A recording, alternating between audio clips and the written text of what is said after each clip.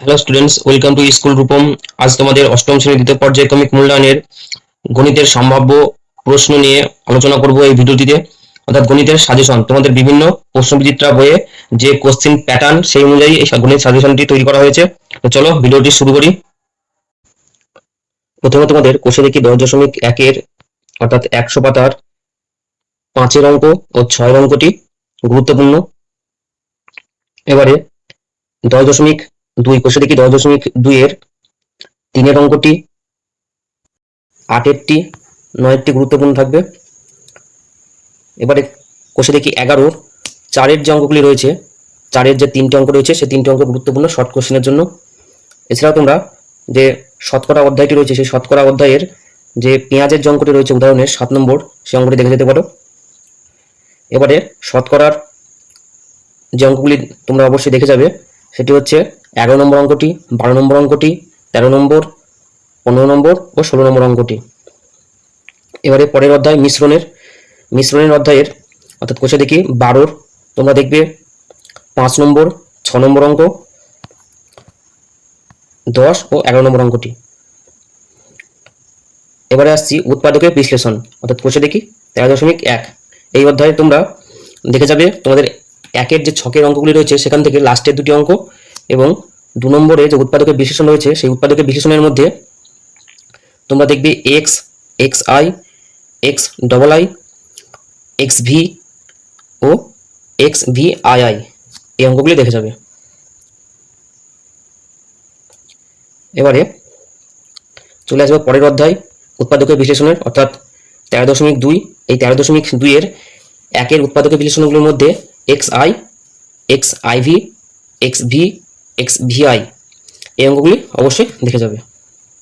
এছাড়াও 3-এর V I অর্থাৎ 6 নম্বর অঙ্কটি দেখে যাবে। এবারে পরের অধ্যায় অর্থাৎ কোষে দেখি 14 লসাগু গসাগু নির্ণয় করি। এই অধ্যায়ে তোমরা 3 নম্বরের যে গসাগু নির্ণয় করি এখান থেকে 3-এর দাগের 8 নম্বর অঙ্কটি, 9 নম্বর অঙ্কটি অর্থাৎ I x, X I I অর্থাৎ 12 নম্বর অঙ্কটি, 4-এর দাগের 7 নম্বর অঙ্কটি ভি আই আই, 5-এর দাগের 4 নম্বর ও 5 নম্বর অঙ্কটি দেখে যাবে। এবারে পরের অধ্যায় অর্থাৎ তোমাদের যে ভগ্নাংশগুলি সরলতম আকারে প্রকাশ করি, কোষে দেখি 15-র 2-এর দাগের 7-এরটি, 3-এর দাগের 6, 7, 8 ও 11 নম্বর, এই অঙ্কগুলি দেখে যাবে। এবারে তোমাদের জ্যামিতি অর্থাৎ ও প্রয়োগ এই অংশ থেকে কোনগুলি গুরুত্বপূর্ণ হতে পারে। তো প্রথমে তোমাদের 75 পাতার উপপাদ্য 1 নম্বরটি গুরুত্বপূর্ণ। এরপরে তোমাদের পরের যে পৃষ্ঠায় যেটি রয়েছে প্রয়োগ 1 এবং প্রয়োগ 2 শর্ট কোশ্চেনের জন্য গুরুত্বপূর্ণ।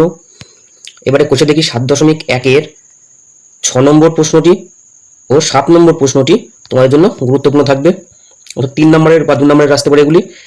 সেই সাথে সাথে যে 10 নম্বর যে প্রয়োগটি রয়েছে সেই 10 নম্বর প্রয়োগটি গুরুত্বপূর্ণ। এবার অধ্যায় 8 সমান্তরাল সরলরেখা ও ছেদকের ধর্ম। এই অধ্যায়টি থেকে তোমাদের শর্ট কোশ্চেনের জন্য কিছু কিছু অংশ বলে দিচ্ছি, সেগুলো দেখে যাবে। ছেদক ও ভেদক কাকে বলে, শতসিদ্ধ 3, অর্থাৎ এখানে শর্ট কোশ্চেনের জন্য এগুলো গুরুত্বপূর্ণ থাকবে। এছাড়াও এখানে যে শতসিদ্ধগুলি রয়েছে সেগুলি দেখে যাবে শর্ট কোশ্চেনের জন্য। প্রয়োগ 1, প্রয়োগ 2, এবারে 89 পাতার 7 নম্বর অঙ্কটি ও 8 নম্বর অঙ্কটি। এছাড়াও এখান থেকে প্রয়োগ 12 নম্বরটি দেখে যেতে পারো। প্রমাণ করি যে সামান্তরিকের একটি কোণ সমকোণ হলে প্রতিটি কোণই সমকোণ। উপপাদ্য 4 নম্বর ও উপপাদ্য 6। সেই সাথে এই উপাদ্য সম্পর্কিত প্রয়োগ 1, প্রয়োগ 2 ও প্রয়োগ 3। এবারে কোষে দেখি 9, এই অধ্যায় থেকে তোমরা যে প্রয়োগটি দেখে যাবে সেটি হচ্ছে 6 নম্বর, প্রমাণ করি যে সমবাহু ত্রিভুজের মধ্যমা তিনটির দৈর্ঘ্য সমান। তো এই ছিল তোমাদের একটি গণিতের সাজেশন। বিভিন্ন প্রশ্নবিচিত্রা দেখে আমার যে প্রশ্নগুলি বারবার এসেছে প্রশ্নবিচিত্রাগুলিতে সেগুলির উপর ভিত্তি করে এই সাজেশনটি তৈরি করেছি। তো আজকের মতো এখানে শেষ করছি। ধন্যবাদ।